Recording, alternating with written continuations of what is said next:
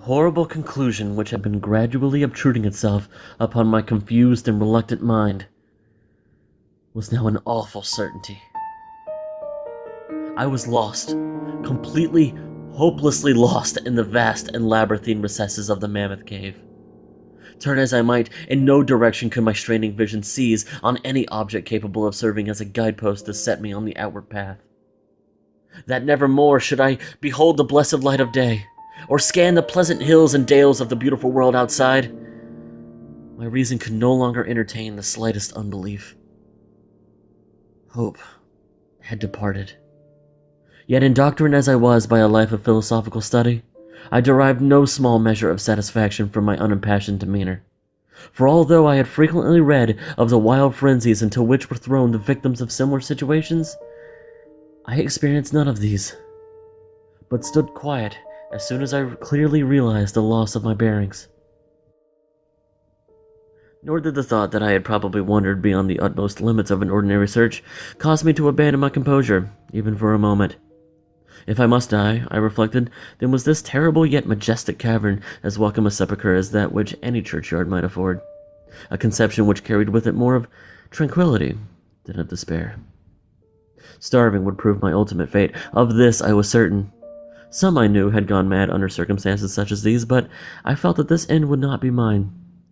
My disaster was the result of no fault save my own, since unbeknown to the guide, I had separated myself from the regular party of sightseers, and, wandering for over an hour in forbidden avenues of the cave, had found myself unable to retrace the devious windings which I had pursued since forsaking my companions.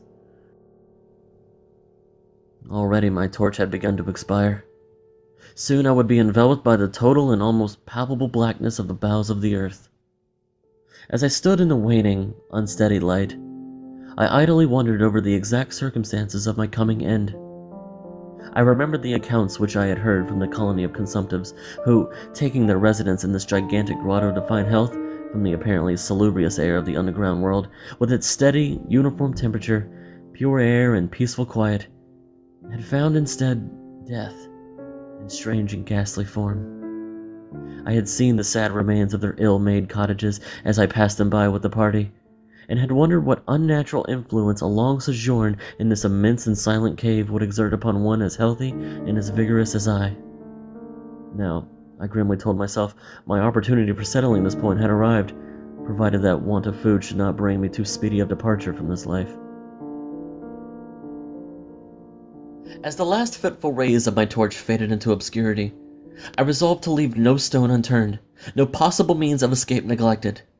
So summoning all the powers possessed by my lungs, I set up a series of loud shoutings, in the vain hope of attracting the attention of the guide by my clamor. Yet, as I called, I believed in my heart that my cries were to no purpose, and that my voice, magnified and reflected by the numberless ramparts of the black maze about me, fell upon no ears save my own. All at once, however, my attention was fixed with a start, as I fancied that I heard the sound of soft approaching steps on the rocky floor of the cavern. Was my deliverance about to be accomplished so soon? Had then all of my horrible apprehensions been for naught? And was the guide, having marked my unwarranted absence from the party, following my course and seeking me out in this limestone labyrinth? While these joyful queries arose in my brain, I was on the point of renewing my cries, in order that my discovery might come the sooner, when in an instant my delight was turned to horror, as I listened, for my ever-acute ear, now sharpened in even greater degree by the complete silence of the cave, bore to my benumbed understanding the unexpected and dreadful knowledge that these footfalls were not like those of any mortal man. In the unearthly stillness of the subterranean region, the tread of the booted guide would have sounded like a series of sharp, incisive blows. These impacts were soft and stealthy, as of the padded paws of some feline. Besides, at times, when I listened carefully, I seemed to trace the falls of 4 instead of 2 feet. I was now convinced that I had, by my cries, aroused and attracted some wild beast, perhaps a mountain lion which had accidentally strayed within the cave. Perhaps, I considered, the Almighty had chosen me for a swifter and more merciful death than that of hunger. Yet the instinct of self-preservation, never wholly dormant, was stirred in my breast, and though escape from the oncoming peril might but spare me for a sterner and more lingering end, I determined nevertheless to part with my life at as high a price as I could command. Strange as it may seem, my mind conceived of no intent on the part of the visitors save that of hostility. Accordingly, I became very quiet, in the hope that the unknown beast would, in the absence of a guiding sound, lose its direction as had I, and thus pass me by. But this hope was not destined for realization, for the strange footfall steadily advanced, the animal evidently having obtained my scent, which in an atmosphere so absolutely free from all distracting influences as is that of a cave, could doubtless be followed at great distance. Seeing, therefore, that I must be armed for defense against an uncanny and unseen attack in the dark, I grouped about me the largest of the fragments of rock which were strewn upon all parts of the floor of the cavern in the vicinity, and grasping one in each hand for immediate use, awaited with resignation the inevitable result. Meanwhile, the hideous pattering of the paws drew near.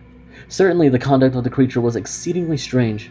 Most of the time the tread seemed to be that of a quadruped, walking with a singular lack of unison betwixt hind and 4 feet, yet at brief, infrequent intervals, I fancied that but 2 feet were engaged in the process of locomotion. I wondered what species of animal was to confront me. It must, I thought, be some unfortunate beast who had paid for its curiosity to investigate one of the entrances of the fearful grotto with a lifelong confinement in its interminable recesses. It doubtless obtained as food the eyeless fish and bats and rats of the cave, as well as some of the ordinary fish that were wafted in at every freshet of Green River, which communicates in some occult manner with the waters of the cave. I occupied my terrible vigil with grotesque conjectures of what alterations cave life might have wrought in the physical structure of the beast, remembering the awful appearances ascribed by local traditions to the consumptives who had died after long residence in the cavern. Then I remembered with a start that, even should I succeed in killing my antagonist, I should never behold its form, as my torch had long since been extinct, and I was entirely unprovided with matches. The tension on my brain now became frightful.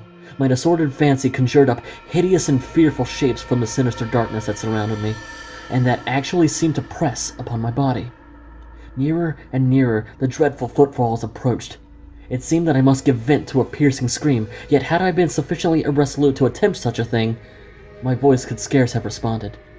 I was petrified, rooted to the spot. I doubted if my right arm would allow me to hurl its missile at the oncoming thing when the crucial moment should arrive. Now the steady pat of the steps was close at hand, now very close. I could hear the labored breathing of the animal, and terror-struck as I was, I realized that it must have come from a considerable distance, and was correspondingly fatigued.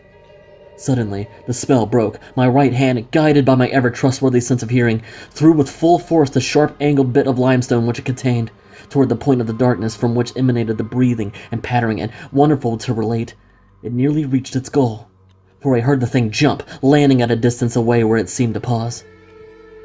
Having readjusted my aim, I discharged my second missile, this time most effectively, for with a flood of joy I listened as the creature fell in what sounded like a complete collapse, and evidently remained prone and unmoving. Almost overpowered by the great relief which rushed over me, I reeled back against the wall. The breathing continued, in heavy, gasping inhalations and expirations, whence I realized that I had no more than wounded the creature. And now all desire to examine the thing ceased. At last, something allied to groundless, superstitious fear had entered my brain, and I did not approach the body, nor did I continue to cast stones at it in order to complete the extinction of its life. Instead, I ran at full speed in what was, as nearly as I could estimate in my frenzied condition, the direction from which I had come. Suddenly, I heard a sound, or rather a regular succession of sounds. In another instant, they had resolved themselves into a series of sharp metallic clicks. This time, there was no doubt. It was the guide! And then I shouted, yelled, screamed, even shrieked with joy as I beheld in the vaulted arches above the faint and glimmering effulgence from which I knew to be the reflected light of an approaching torch. I ran to meet the flare, and before I could completely understand what had occurred, was lying upon the ground at the feet of the guide, embracing his boots and gibbering, despite my boasted reserve, in a most meaningless and idiotic manner, pouring out my terrible story and at the same time overwhelming my auditor with protestations of gratitude. At length, I awoke to something like my normal consciousness. The guide had noted my absence upon the arrival of the party at the entrance of the cave, and had, from his own intuitive sense of direction, proceeded to make a thorough canvass of the by-passages just ahead of where he had last spoken to me, locating my whereabouts after a quest of about 4 hours. By the time he had related this to me, I, emboldened by his torch and his company, began to reflect upon the strange beast which I had wounded but a short distance back in the darkness, and suggested that we ascertain, by the rushlight's aid, what manner of creature was my victim. Accordingly, I retraced my steps, this time with a courage born of companionship, to the scene of my terrible experience. Soon we descried a white object upon the floor, an object whiter than even the gleaming limestone itself. Cautiously advancing, we gave vent to a simultaneous ejaculation of wonderment, for of all the unnatural monsters either of us had in our lifetimes beheld, this was in surpassing degree the strangest. It appeared to be an anthropoid ape of large proportions, escaped perhaps from some itinerant menagerie. Its hair was snow white, a thing due no doubt to the bleaching action of a long existence within the inky confines of the cave. But it was also surprisingly thin, being indeed largely absent, save on the head, where it was of such length and abundance that it fell over the shoulders in considerable profusion. The face was turned away from us, as the creature lay almost directly upon it. The inclination of the limbs was very singular, explaining, however, the alternation in their use which I had before noted, whereby the beast used sometimes all four, and on other occasions but two for its progress. From the tips of the fingers or toes, long nail-like claws extended. The hands and feet were not prehensile, a fact that I ascribed to that long residence in the cave, which, as I before mentioned, seemed evident from the all-pervading and almost unearthly whiteness so characteristic of the whole anatomy. No tail seemed to be present.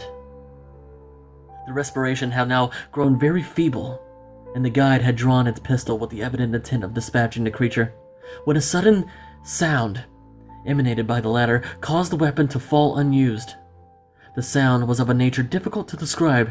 It was not like the normal note of any known species of simian, and I wondered if this unnatural quality were not the result of a long-continued and complete silence, broken by the sensations produced by the advent of the light, a thing which the beast could not have seen since the first entrance into the cave. The sound, which I might feebly attempt to classify as a kind of deep-toned chattering, was faintly continued. All at once, a fleeting spasm of energy seemed to pass through the frame of the beast. The paws went through a convulsive motion and the limbs contracted. With a jerk, the white body rolled over so that its face was turned in our direction. For a moment, I was so struck with horror at the eyes thus revealed that I noted nothing else. They were black, those eyes, deep, jetty black, in hideous contrast to the snow-white hair and flesh.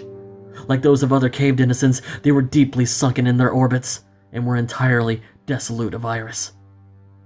As I looked more closely, I saw that they were set in a face less prognathous than that of the average ape, and infinitely less hairy. The nose was quite distinct. As we gazed upon the uncanny sight presented to our vision, the thick lips opened, and several sounds issued from them, after which the thing relaxed in death. The guide clutched my coat sleeve and trembled so violently that the light shook fitfully, casting weird, moving shadows on the walls about us. I made no motion, but stood rigidly still, my horrified eyes fixed upon the floor ahead. Then fear left, and wonder, awe, compassion, and reverence succeeded in its place, for the sounds, uttered by the stricken figure that lay stretched out on the limestone, had told us the awesome truth. The creature I had killed, the strange beast of the unfathomed cave, was, or had at one time been, a man.